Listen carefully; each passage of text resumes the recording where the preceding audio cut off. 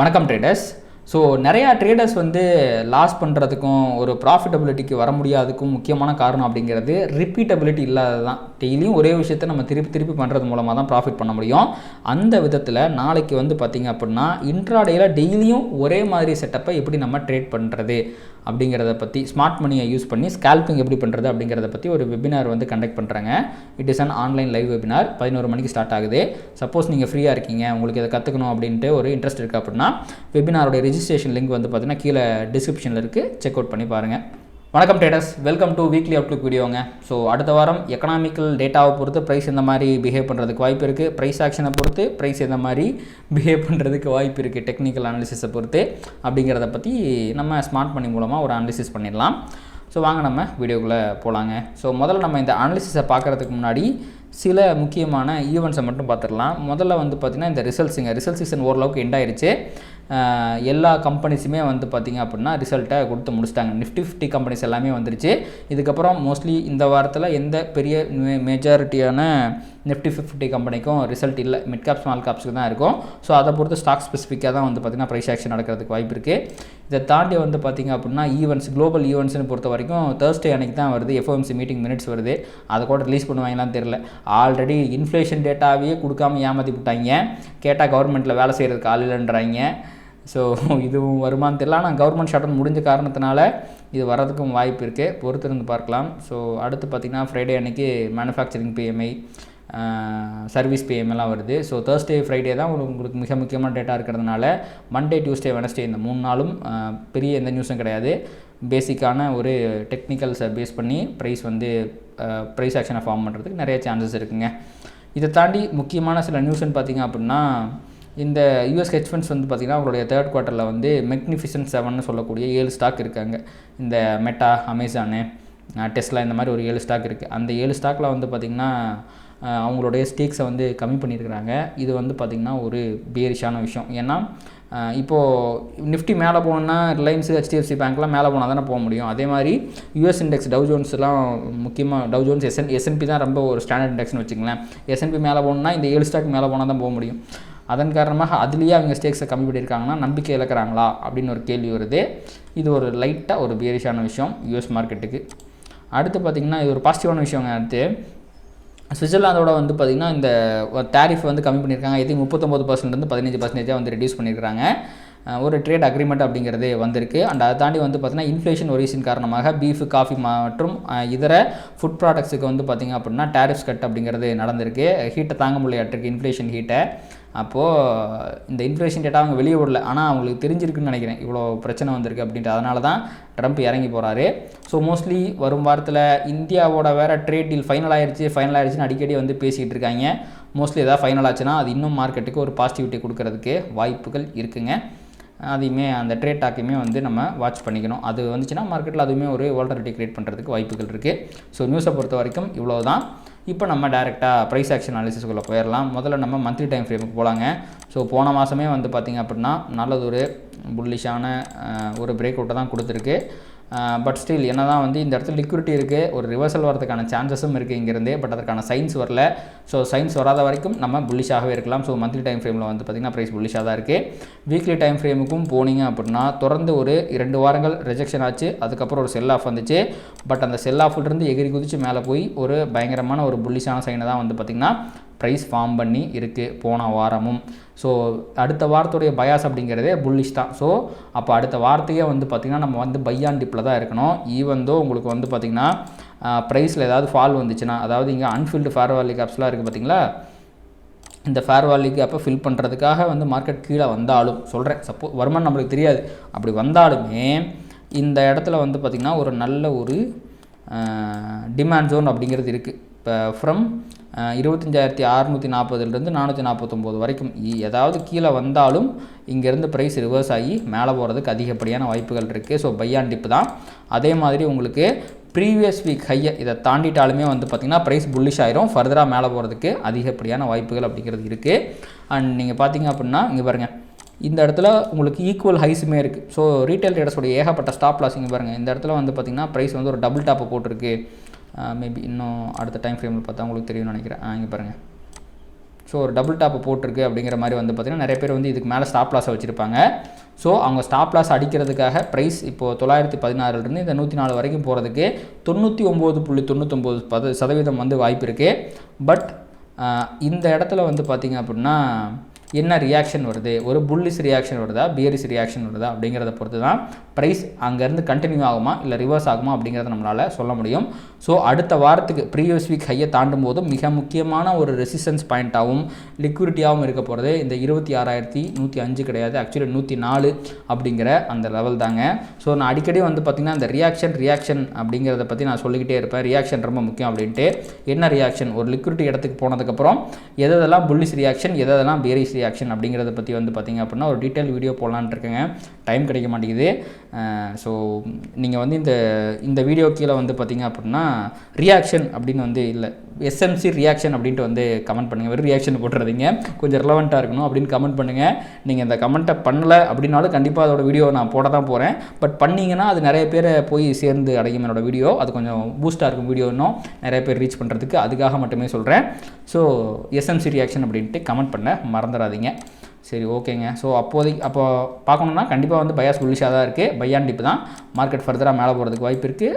So கீழே வந்தாலும் இந்த ஜோன் 640 ஜோன்லேருந்து ரிவர்சல் வந்து ஃபர்தராக மேலே போகிறதுக்கு தான் வாய்ப்பு இருக்குது. ஆல் டைம் ஹை எதிர்பார்க்கலாமா அப்படிங்கிறத முன்னாடியே சொன்ன மாதிரி இந்த 104 கிட்ட 26,104 கிட்ட வந்து என்ன ரியாக்ஷன் கொடுக்குறது அப்படிங்கிறத வச்சு தான் நம்மளால் சொல்ல முடியும். பொறுத்து இருந்து பார்க்கலாங்க. இந்த வாரம் ஆல் டைம் ஹை அடிக்கிறதுக்கும் வாய்ப்புகள் இருக்குது. ஏன்னா ரொம்ப அதிகமாலாம் இல்லை, ஜஸ்ட்டு ஒரு 400 பாயிண்ட்டாகவே தான் போகுமா அப்படிங்கிறத பொறுத்து இருந்து பார்க்கலாங்க. ஓகே, இதுதான் நிஃப்டியோட அனாலிசிஸ். அடுத்து வந்து பார்த்திங்கன்னா அப்படியே பேங்க் நிஃப்டி பக்கம் போயிடலாம். So bank Nifty starting from monthly time frame. Monthly time ஃப்ரேமில் இன்னும் 13 நாள் இருக்குது. இந்த இடத்துல ஒரு ஃபேர் வேல்யூ கேப் வர்றதுக்கு வருமா பார்க்கணும். ரெண்டாவது முக்கியமான விஷயம், மந்த்து ஹையிட்ட போயிட்டு லிக்விடிட்டி அடிச்சிருக்கான். வீக்லி டைம் ஃப்ரேமுக்கு போவோம். ஸோ வீக்லி டைம் ஃப்ரேமுக்கு போனீங்கன்னா புல்லிஷாக தாங்க இருக்கான். ஸோ போன வாரத்தோட ஹைக்கு மேலே தான் முடிச்சிருக்கான். ஸோ பேங்க் நிஃப்டியும் புல்லிஷாக தான் இருக்குது. பட் என்ன ஒரே ஒரு விஷயம்னா, இது ஒரு ஸ்விங் பாயிண்ட் லிக்விடிட்டிங்க. அது அங்கே இருக்க லிக்விடிட்டி எடுத்திருக்கான். சப்போஸ் உங்களுக்கு ஏதாவது இங்கேருந்து 4 ஹவரில் ஒரு ஃபேர் வேல்யூ கேப் வந்துருச்சு, இந்த பக்கம் வந்துருச்சுன்னா நல்லது ஒரு செல்லிங் ப்ரெஷர் அப்படிங்கிறது வர்றதுக்கு வாய்ப்பு இருக்குது. ஸோ அப்படி வரல அப்படின்னா கண்டிப்பாக ஃபர்தராக வந்து பார்த்திங்கன்னா மேலே போகிறதுக்கு தான் வாய்ப்பு இருக்குது. நிஃப்டி மாதிரியே வந்து பார்த்திங்கன்னா பேங்க் நிஃப்டிக்கும் அன்ஃபில்டு ஃபேர் வேல்யூ கேப்ஸ் இங்கே நிறையா இருக்குது. ஸோ அதன் காரணமாக இவன் ஏதாவது இங்கே பிரேக் அவுட் ஆனான்னா அப்படி ரிவர்ஸ் ஆகிறதுக்கான சான்சஸ் வந்து ரொம்ப அதிகப்படியாக இருக்குங்க. ஸோ அக்குமுலேஷன், மேனிப்புலேஷன், டிஸ்ட்ரிபியூஷன் அப்படிங்கிற மாதிரி போயிருக்கான். ஸோ இது வந்து பார்த்திங்கன்னா ஒரு ரியலான பிரேக் அவுட்டு தான். ஆனால் என்ன ஒரே ஒரு விஷயம்னா, இங்கே அப்படின்ட்டு நிறையா ஃபேர் வேல்யூ கேப்ஸை ஃபில் பண்ணாமல் போகிறான். ஸோ ஸ்மார்ட் மணி வந்து பார்த்திங்கன்னா என்றைக்குமே ஃபேர் வேல்யூ கேப்ஸை ஃபில் பண்ண விரும்பும். ஸோ அப்படி ஃபில் பண்ணாமல் இருக்கிறதுனால இங்கே இந்த இடத்துல ஒரு பிரேக் அவுட்டை கொடுத்தாலும் என்னால் வந்து பார்த்திங்கன்னா அவ்வளோ கன்வின்சிங்காக அது ஒரு நல்ல பிரேக் அவுட் தான் வந்து எடுத்துக்க முடியாதுங்க. டஸ் ஆஃப் நோ வந்து பார்த்திங்கன்னா பேங்க் நிஃப்டியும் புல்லிஷாகத்தான் இருக்கிறது. வீக்லி பயாஸ் என்பதும் புல்லிஷாகத்தான் இருக்கிறது. மேலே போகிறதுக்கு தான் அதிகப்படியான வாய்ப்புகள் அப்படிங்கிறது இருக்குது. And bank Nifty 1 hour time ஃப்ரேம்லேயும் புல்லிஷாகத்தான் இருக்கிறது. நிஃப்டி வந்து பார்த்திங்க அப்படின்னா 1 ஹவர் டைம் ஃப்ரேம்லேயும் புல்லிஷாக தான் இருக்குது.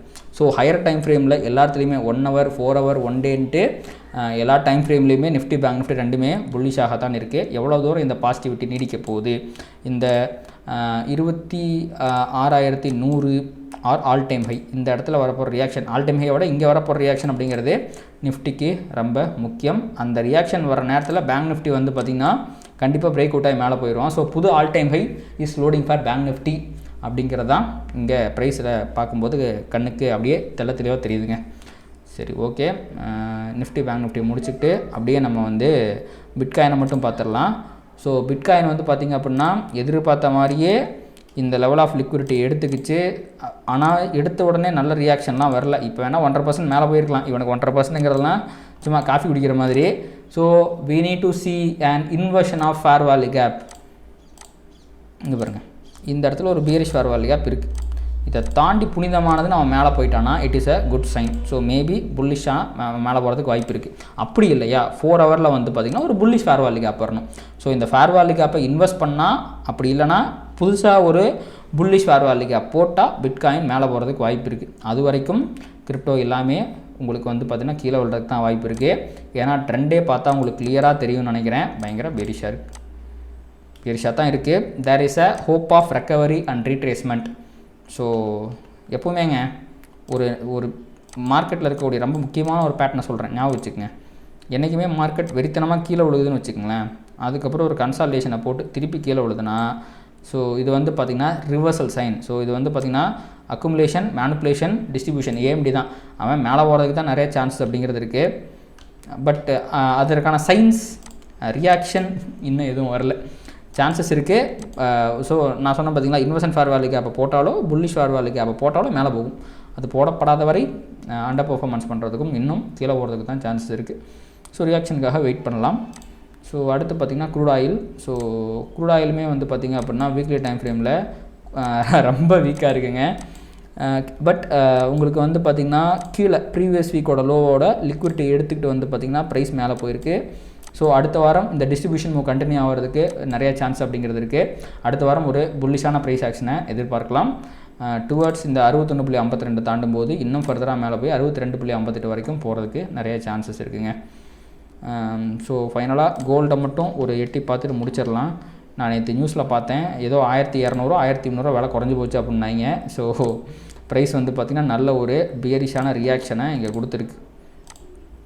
இந்த ஃபேர் வேல்யூக்கு அப்படிருந்து வந்து பார்த்திங்கன்னா ப்ரைஸ் நல்லா ரிஜெக்ட் ஆகி கீழே விழுந்திருக்கு.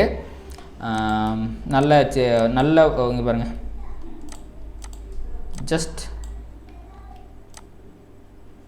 பயங்கரமாக விழுந்துட்டாங்க. எல்லாத்தையும் தாண்டி தான் நான் சொன்னேன் பார்த்திங்களா, இது ஈக்குவல் லோ. இங்கே இந்த ஈக்குவல் லோ கிட்ட வந்து திருப்பியும் உள்ளே வந்து தான் முடிச்சிருக்கான். ஸோ இது ஒரு நல்ல செல்லிங் ப்ரெஷருங்க. So until price crosses this level in 1 hour time frame, அதாவது 4183 தாண்டாமல் கோல்டு வந்து புல்லிஷ் கிடையாது. மேலே ஃபர்தராக கீழே போகிறதுக்கு தான் நிறைய சான்சஸ் அப்படிங்கிறது இருக்குது. 4 hour டைம் ஃப்ரேம்லேயுமே வந்து பார்த்திங்கன்னா ஒரு சேஞ்ச் ஆஃப் கேரக்டர் கொடுத்துருக்கு. ஸோ ஃபேர் வேல்யூக்கு அப்படி ரிஜெக்ட் ஆகி கொஞ்சம் கீழே போகிறதுக்கு வாய்ப்பு இருக்குங்க. இவ்வளோ நாள் நான் கோல்டு பயங்கர புல்லிஷ் மேலே போகுதுன்னு சொல்லிக்கிட்டு இருந்தேன். பட் இப்போ லைட்டாக எனக்கு மொமெண்டம் ஷிஃப்ட் ஆகிற மாதிரி தெரியுது.